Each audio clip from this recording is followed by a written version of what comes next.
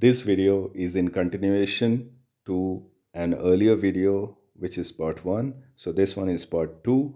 We are discussing SolarWinds, how to mitigate Log4j vulnerability. SolarWinds is just an example application environment.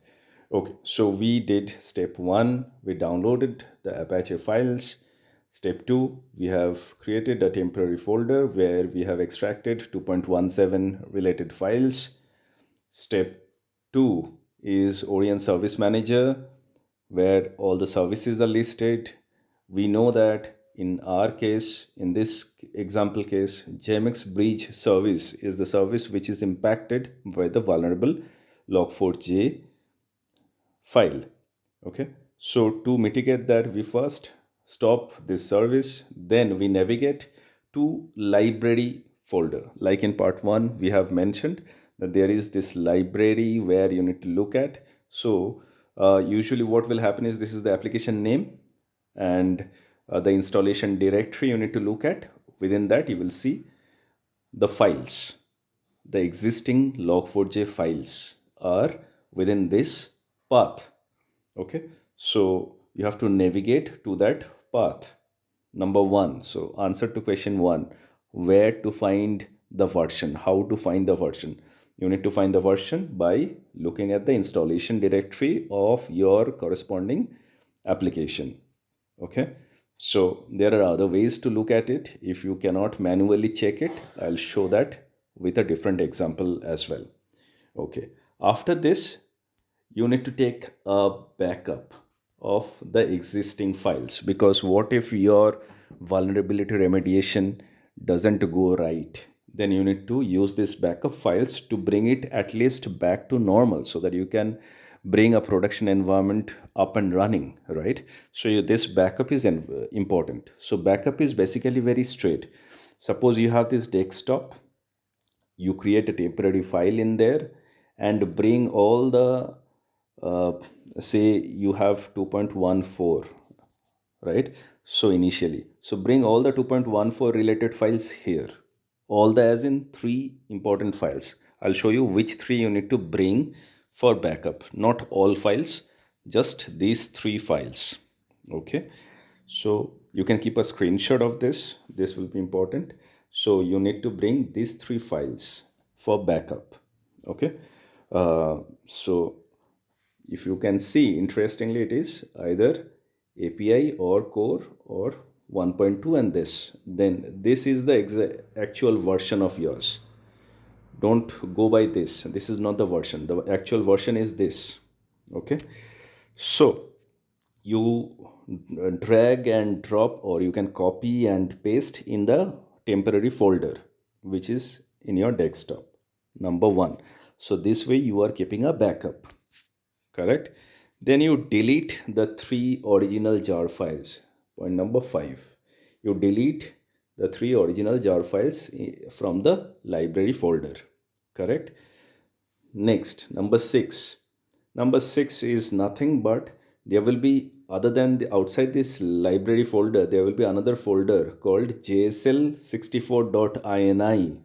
Correct. So it can be different from environment to environment. Chances are you will have a jsl64.ini file. This can be opened in Notepad as well. Okay, so this file, basically what it does is, it has the set of codes which request changes, and how you can change it by opening it in your Notepad. Okay, right.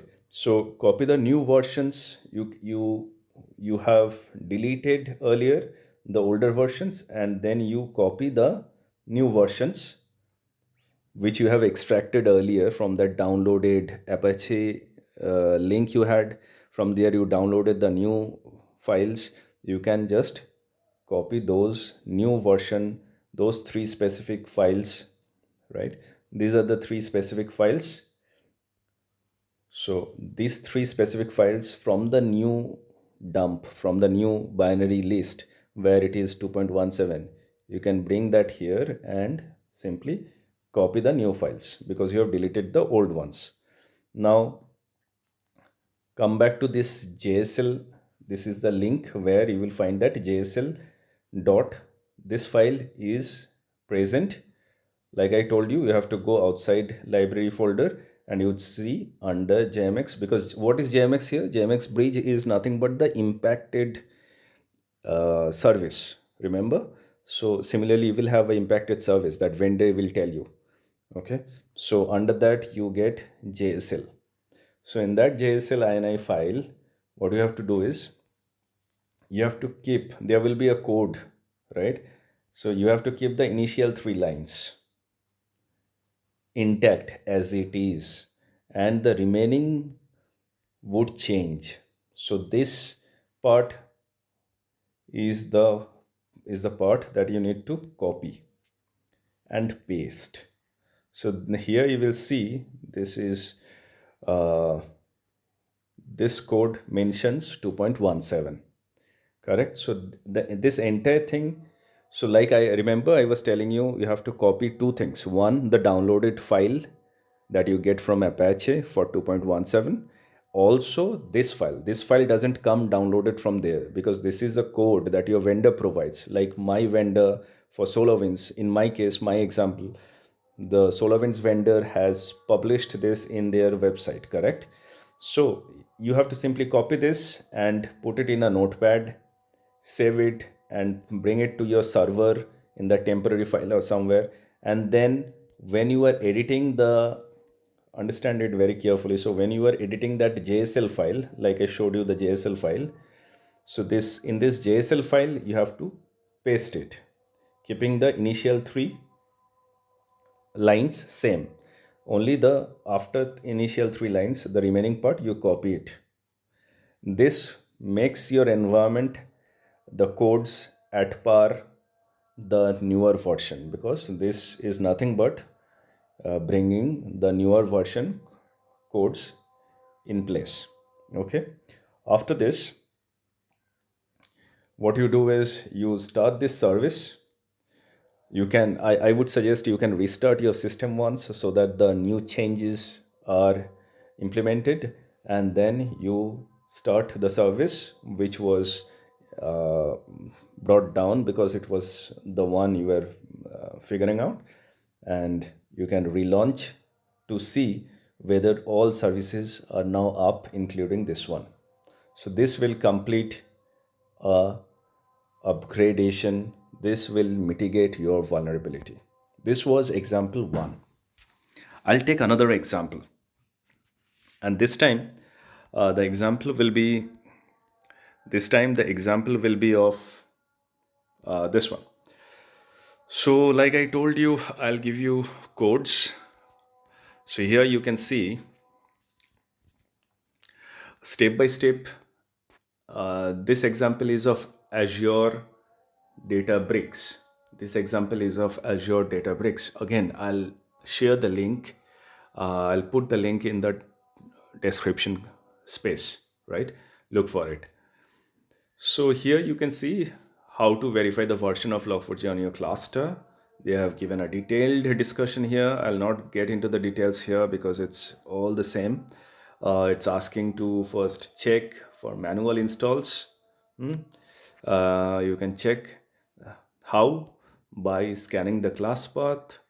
So how to scan the class path? You can run this code simply, right? You can copy it over here and you can simply run this code.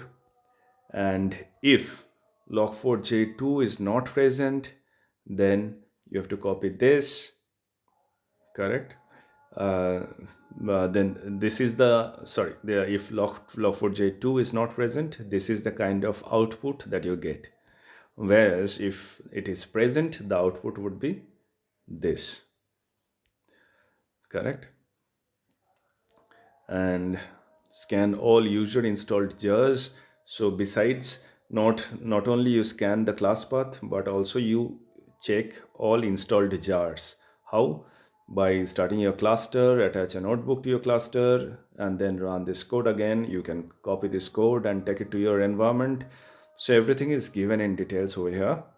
And then if it is a version that is vulnerable, you upgrade it to log4j2 1.7, And this is how you do it: upgrade via cluster user interface, upgrade via command line, upgrade custom build char, and then you restart. So this is a high level overview that I gave for this Azure Databricks, and I'll put the link in the description below. So just to come back to the 3 points we have discussed today: one, how to check the version; two, yes, Log4j 1 is also vulnerable. Anything and everything uh, which is end of life is vulnerable for any product, right? And the recent version, the recent most version is nothing but 2.17. So if you are asking, yes, I have recently updated it to 2.16, do I need to still upgrade? Yes, you need to upgrade, because 2.16 has a problem, which is why the solution was 2.17. 2.17 is the answer to specifically 2.16. So there was a problem with 2.16. What problem we have discussed in the previous video, you can check in details. And then we have took one example, SolarWinds and Azure we have discussed here, and that is how you can upgrade your application as well. We would like to know if you could uh, solve your issue in your environment. And thank you. If you find this video helpful, please support by subscribing this and share with your fellow colleagues so that the others get helped as well. Thank you. See you in your next video.